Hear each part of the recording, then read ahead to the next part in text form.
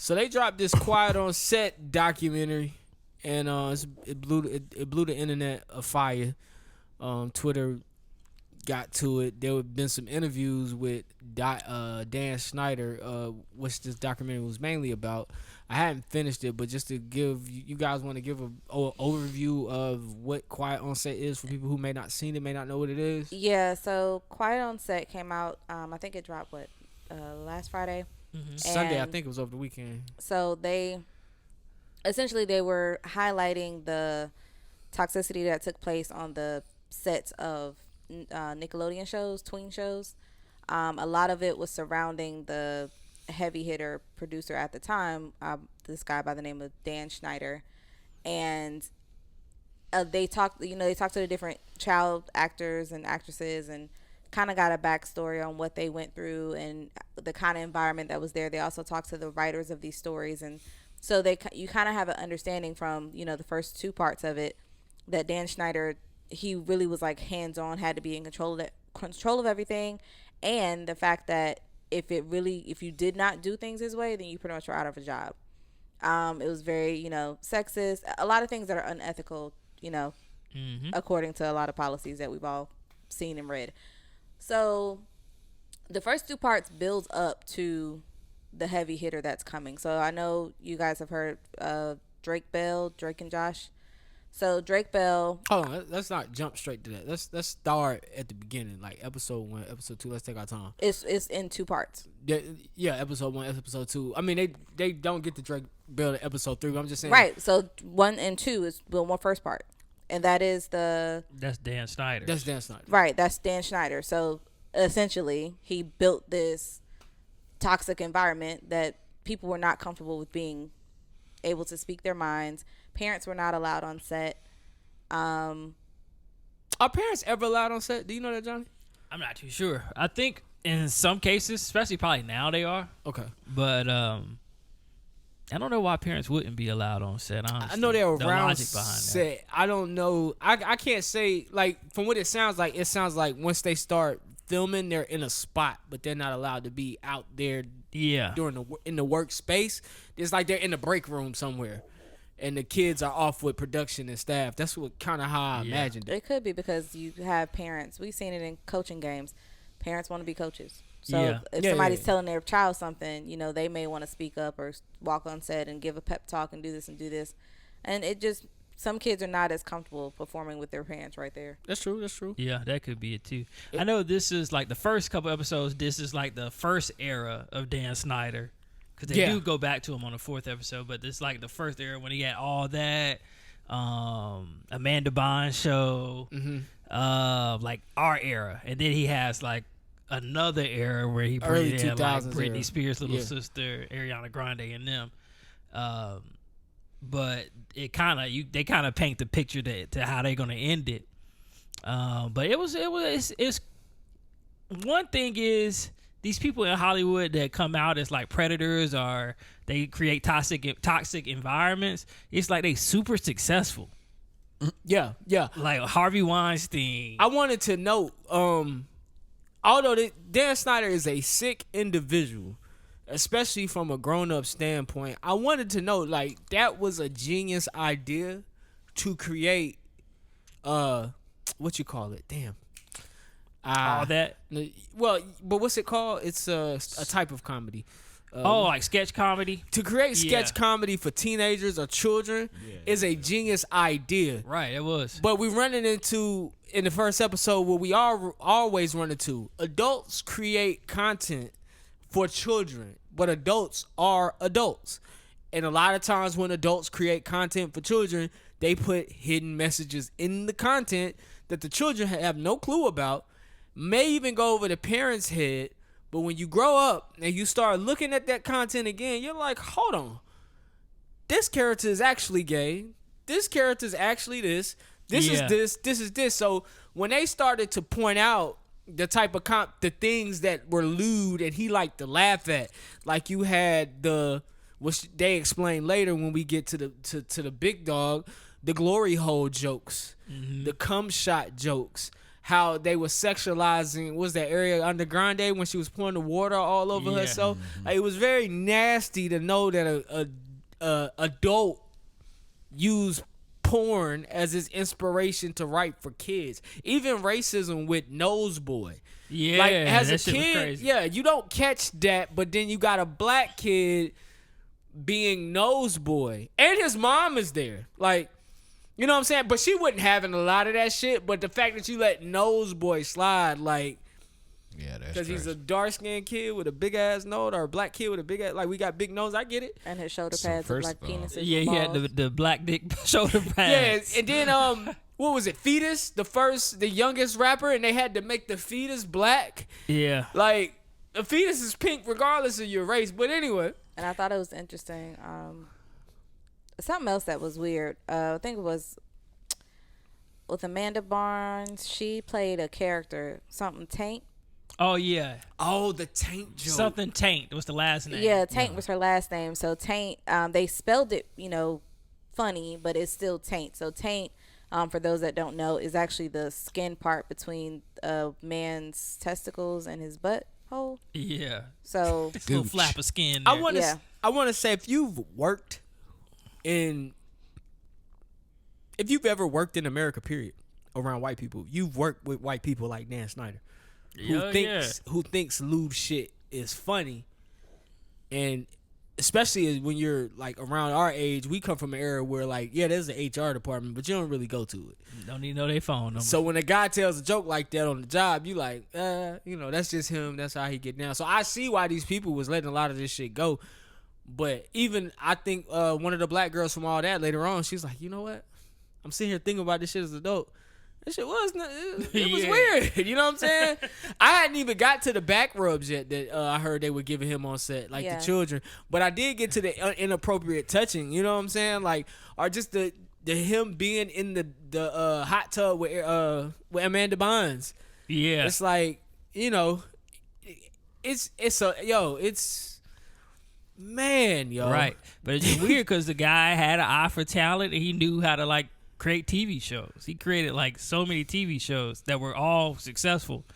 And shout out to Amanda Bynes. I forgot how talented she was. Oh, Yeah, yeah, she man. was. She was like 11, had her own show, and Axe Ashley was and my ideas. Yes. When she came to all that, she pretty much took it over. Yeah. Yeah, she pretty much took it over. shit. Get hit in the head with a Gila monster. But yeah, man. Even Dan Snyder getting Amanda Bynes to get emancipated from her parents. Yeah. He drove a wedge between her and her parents. Yeah. What I would have loved to have happen is we find out from Amanda Bynes what was really going on. Because if Dan Snyder is this lewd as a human being, then I could imagine what you were doing with your closest talent. They drugged that girl up.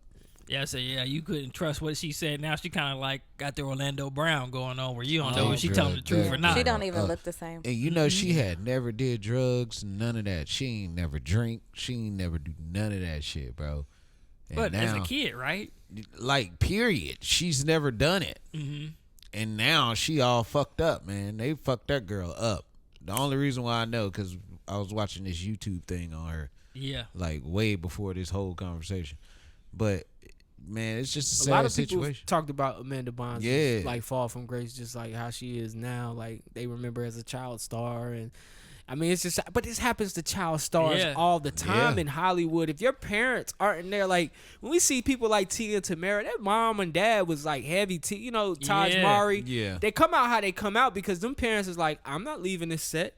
Jason Weaver gets the deal he gets with the Lion King because his mom is like, we not signing that, and I'm on this set. So it's like these kids in Hollywood, it's not a mystery that pedophilia is going on in Hollywood. It happens to these children, and these are not the first stories. But we do live in a day and time where now you can get the documents, now you can get the information. Now people are not afraid to come out and speak because now you got support from strangers and people you don't know. You know what I'm saying? Who are gonna say, "Yo, that's wrong," and we support you, and we they should do something to these bastards who did these horrible things to these children. Like, this shit is sick. Yeah. When they talked about the dude who sent the nude to one of the talents, one of the young ladies, The black guy? the first thing that went through my mind was this No, is 19. The white dude. I forget his name. The The first white guy's dude. name. They didn't even play with the black dude like that.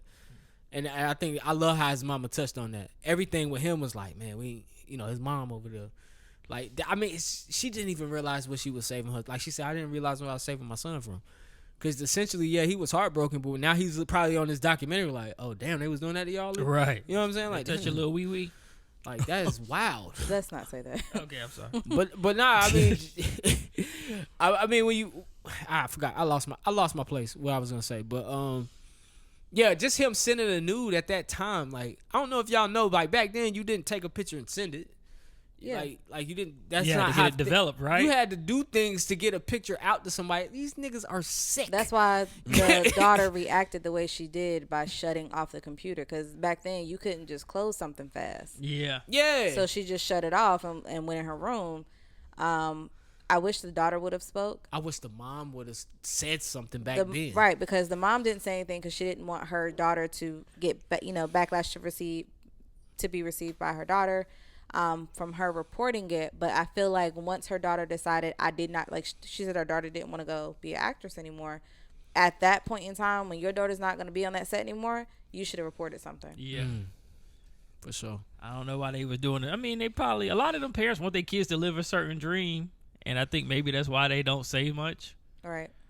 Or maybe they just think that's how it is. Because that was the environment. That was the final straw, though. I think she never came back. No, she never came back. That was the only thing that happened, but that's all it took. Like, which was unfortunate because it shouldn't take that. That shouldn't have ever happened. Nah, that's definitely not. I wouldn't even. We would have been there that day. I would have. What happened? We've been in the car. We've been one way to the set. And I could see the mom struggle because you want your children to be successful, and and if it ends up blessing everyone's life, that's even more great. So I could see she really did struggle in that moment. She probably has regrets now or later that she probably didn't share. Yeah. That she should have said something, because I don't know what happened to that guy. Like, he was still working there. Yeah. Like, they don't talk about him after that point. Yeah. But he was apparently still working. Yeah. Yeah. Weird. I did read Jeanette McCurdy's book last year. It's funny that they dropped it, but her mom would push her to do certain things. Her mom would make sure she ate less than 1,000 calories a day as a kid. Because they called her fat. Yeah, because sometimes. Oh, is that the girl? I'm glad my mom died. I'm glad my mom died. Yeah, that's the one that she did. iCarly and Sam and Cat. Okay. But that's the one that. Oh, you didn't reach the 4th episode yet. Okay, I'll see it. But yeah. y'all can tell. But yeah, she talked to Dan Schneider in her book. She calls him the creator and the things that he would make her do and how he would make her feel. And she talked about that in her book, but I guess she didn't say his name in the book. She never says his name. Even in her interview, she says creator or the producer. Yeah. What's the name? Never mind. Go ahead. Okay. Oh, well, go ahead. Nah, but it's just like sometimes these parents are kind of letting that stuff go on or actually pushing it. Yeah, I feel like that with Amanda Bynes' parents. I really do. I feel like they let things happen to a point where they got pushed out the picture. Yeah. And they probably never thought it was happening because they even mentioned how her dad was heavily involved in her shit. You know what I'm saying? But that ain't always a good thing too. Like you say, hey, he say do this, and then let's do this. Yeah. You know what I'm saying? Drake Bell dad was a certified redneck. He wasn't having none of that when shit. When they get to the Drake Bell part, that shit hurt to hear. Mm-hmm. And it's more hurtful because no one knew it was Drake Bell. This is his first time ever speaking about it publicly. Mm-hmm. So when the lawsuit was filed originally, it just said child actor. So all the other child actors that were on the documentary, they said they heard about, this happened, but no one knew who it was. Right. So side note, they have, what you just said, and the internet's been trying to figure out, and the internet thought it would have been Amanda Bynes. They thought Amanda Bynes. I'm sorry. They thought Amanda Bynes was going to be the person on this documentary that was going to tell it all. Oh, okay. So that's what you're saying. Like, people have been trying to figure this out. And so when he sat down, and it was like, I think the part that got me was his dad. Like, I wanted to cry with him because I could tell, like, it really bothered him. But it's like when they ended the second episode, it showed the highlights from the court documents. Yeah. So you see, like, you know how they do the in bold and highlight or whatever. You see all the things that happened to this quote unquote child actor. And then the next episode 3, is when Drake Bell comes and sits down. And so that's when you put 2 and 2 together, like, oh, shit. Yeah, And he what was that doing guy? man dirty. What was that guy's name? Brian Peck, no relation to Josh Peck. His Drake and Josh, so his co-host or actor, his name is Josh Peck, but he has no relation to Brian Peck. So he has also been getting a lot of backlash. So Drake Bell actually came out and said, like, people, please leave him alone. He just happens to have the same last name. Yeah. So yeah, Brian Peck was the guy that was working on set. If you are old and young enough to remember, he was on All That Has this guy, the pickle guy, which he would run around and he would give pickles to people. Now Dan Schneider, being the sick bastard he is, these pickles ain't nothing but dicks in his eyes. He thinks it's quite funny for people to eat a pickle, kids to eat a pickle. They even fed one to a famous celebrity through a fucking glory hole. And now when I see that, I'm like, oh, I get it. And so even the way they shot it, edited and cut it, yeah, he sticks it in the hole. Dude pulls it out the hole, and it's just the way they shot it, man. It's just once you know that's what's happening, you're like, oh, that's sick. And then he's eating the pickle like this, and to go back how they made Ariana Grande milk that potato, Oh yeah. like a penis. Yeah. Them niggas are sick, and I'm trying to figure out why no one ever caught on to that. And so the only concern they had, Like the viewers. the only concern that even viewers had at that time was the interactions from the internet. Because if you remember, part of her show was pretty much based on her doing these live online videos. So those were actually happening. So they couldn't control necessarily what always popped up on the side. Time out. She was doing things at the request of somebody online on a TV show for children.